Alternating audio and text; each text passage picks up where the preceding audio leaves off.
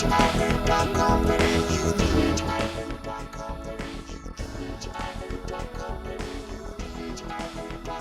everyone and welcome to today's weekly update. My name is Jim Babalis, Workplace Relations Legal Officer, and here today I have with me our new starter, Bree Marinier. Good to be here.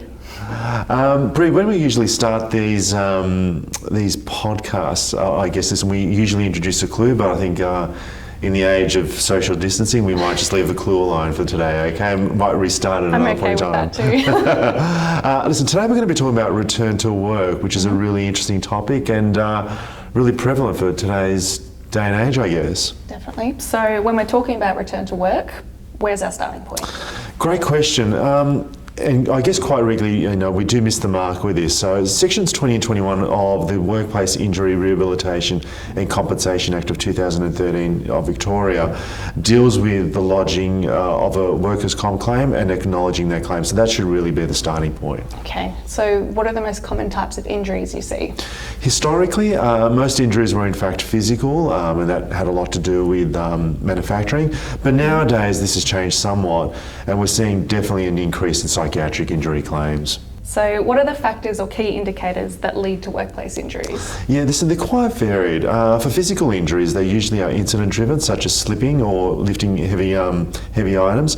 On occasions, they might be attributed to inconsistent work practices, such as unsafe work practices, i.e. lifting it without restrictions, which is one of the key themes.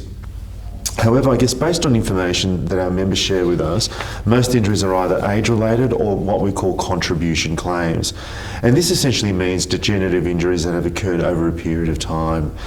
This needs to be contrasted with psychiatric injuries.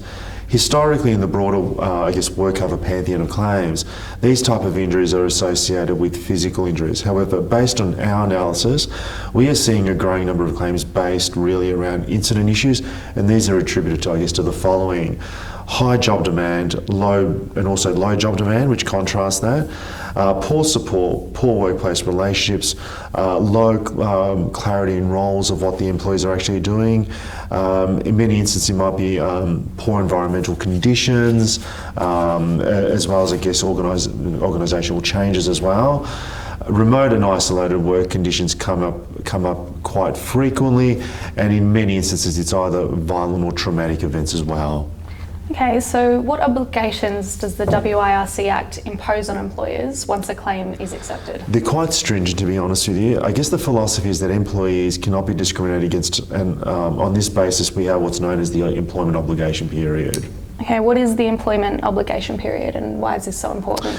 Yeah, this is defined as a period of 52 weeks in which the worker has an incapacity for work which is contributed to by the work-related injury, and it commences on whichever of the following date is the earliest, and there's four key factors here. Mm-hmm. The date the employer receives the first certificate of capacity, the date the employer receives a workers' comp claim, the date the employee is notified by work cover that a claim for weekly payments has been made, and lastly, the date the employee is notified by work cover that a certificate of capacity has been provided.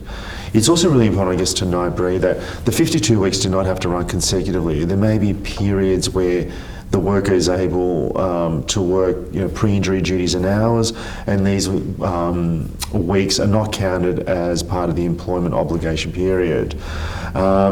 But during this period, Section 103 of the VHIA Act requires that an employer does in fact provide employment or pre-injury employment depending on the capacity of the worker. It's also, I guess, one of the reasons why it's so important is the failure to comply with this obligation period can lead to penalties for the employer. Currently stand at significant sums. $28,500 for an individual and potentially more than $140,000 for a company. So they are quite stringent. If the claim is accepted for a limited period or the entitlements are terminated prior to the end of that period, the obligation on the employer essentially no longer exists. For instance, if you have a claim for weekly payments and medical and like expenses which is terminated 6 months from the date of injury, the employer is not required to provide employment for the remaining 6 months. And essentially, you might be subject to normal industrial relations laws after that. If your claim is still active when the employment obligation period finishes, the employer is also no longer required to provide suitable work or pre-injury duties.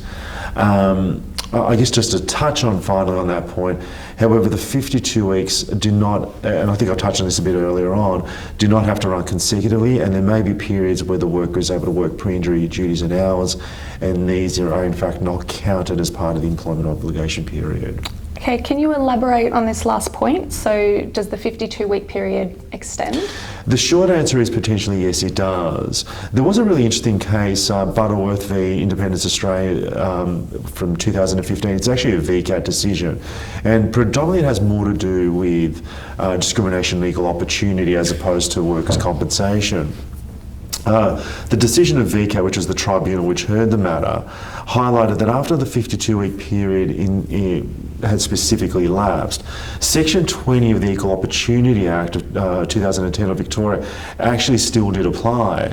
And Section 20 of that Act requires an employer to make reasonable adjustments for any person with an impairment who requires those adjustments in order to perform the genuine and reasonable requirements of their actual employment. So essentially, I guess what he means is it requires consideration of the employment, and especially the employee's contract of employment, including their position description, as well as the organisational operational requirements of the employment. So we probably will see decisions such as this come into line more in the future. Okay. You mentioned that the period is not ongoing, so how long do you incorporate this with return to work plans? It's a bit of a minefield, unfortunately. Essentially, the return to work role that must be offered within this period is one that is available and safe, and where it does not lead to the risk of re-injury. Independent medical opinions are really important and are best specifically from, I guess the best format is specifically to address it from treating specialists such as orthopaedic surgeons, neurosurgeons or psychiatrists based on the injury itself. However, there might be many instances where GP medical certificates will also suffice. Okay, so Jim, thanks for that important background information. Yeah. Where can one actually find the obligations of return to work? Yeah, so this is, I guess, where the Act comes into play. So Section 28 of the VHIA Act directs employers and employees to Part 4 Divisions 2 and 3 of the Act itself. And the obligations, let's just use the obligations of the employers as the key focus at the start, is as follows. Section 103, the employer must provide employment. Section 104, the employer must plan the return to work. Section 105, the employer must consult about the return to work of a worker. Section 106 is the return to work coordinator must be appointed as well. And these are all, I guess, initiatives of the employer. And further to that, I guess the other two sections that are important are Section 107, the employer must make the return to work information readily available, and that can be done through material, intranet resources, etc. And Section 108 is the employer must notify the relevant work cover authority or insurer of the return to work of a worker. We also have to look at the obligations of the employees as well, and they're really stipulated in 5 key sections. Section 111 is participating in planning for return to work. Section 112 is the use of occupational rehabilitation services. Section 113, the employee must participate in assessments, they just can't not choose not to go. Section 114, they also must make a conscious effort to return to work. And Section 115, participate in return to work interviews as well. Okay, so what should the return to work plan look like? Yeah, I guess, listen, if we probably break it down, it should be in the form of a document really with tables, etc. Not a matrix, but something resembling, I guess, something around a roster really. It should cover the type of work that will be modified and what hours must be worked, how many breaks are required, and a brief summary on what the medical information was used to base this on. So what medical information is necessary? Yeah, this will also vary, Bree, I guess, but it should be reflective of the injury itself.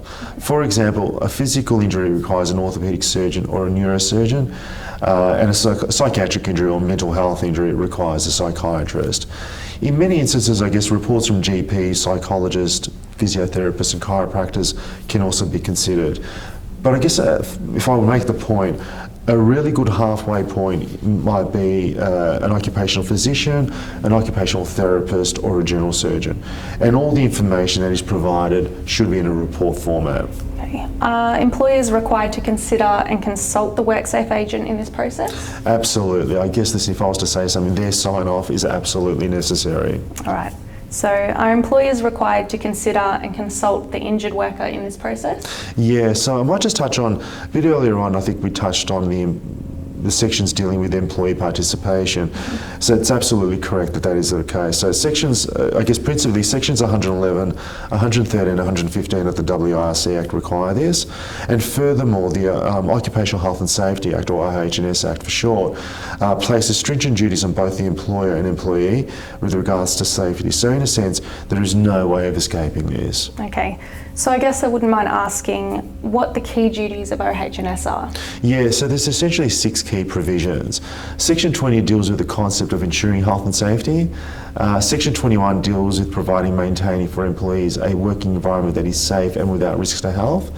Section 22 deals with duties to monitor health. Section 23 deals with the duties of employers to other persons. Section 25 deals with the duties of employees.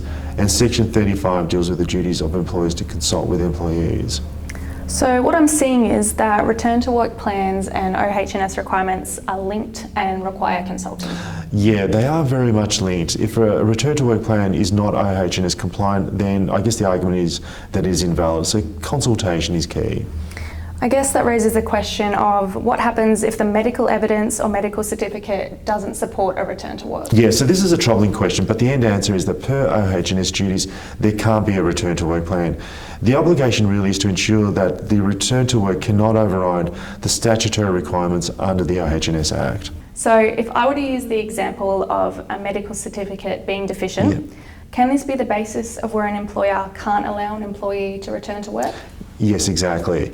As stated earlier, every return to work plan requires either a comprehensive medical report being provided or at least a valid medical certificate. If there is nothing to base this on, then the employee cannot be allowed to return to work. So this could mean that the employee may be terminated post-employment obligation period? Unfortunately, yes, that's the case. But this must not be a decision to be taken lightly or arbitrarily. If there is no capacity for work and no medical evidence to support otherwise, then the employer must take mitigation steps to prevent an OH&S breach. The decision must also consider the totality of the medical evidence, and where this is necessary, this must also involve an independent medical examination. Is there concern that there may be a claim for discrimination? This is a real concern, and in a way, this is what Section 351 of the Fair Work Act anticipates. An employee cannot have their work withdrawn by virtue of the fact that they are injured. If it is to be withdrawn, it has to be on the basis that the injury does not allow them to come back to work either in their nominal role or an alternative role, and to do so would place them and their fellow staff and other stakeholders at risk. The bigger picture is key. So my advice is that in order to mitigate the possibility that employers have the obligation of regular review and consultation with the injured worker, that's the absolute key here. This is a necessary step, but it also ensures that there are no surprises and that the employee feels engaged through this process. Okay. Any final thoughts for us? Planning and consultation are key, I guess. Fantastic. Thanks for that. No worries. Thank you, Jim. VHIA.com.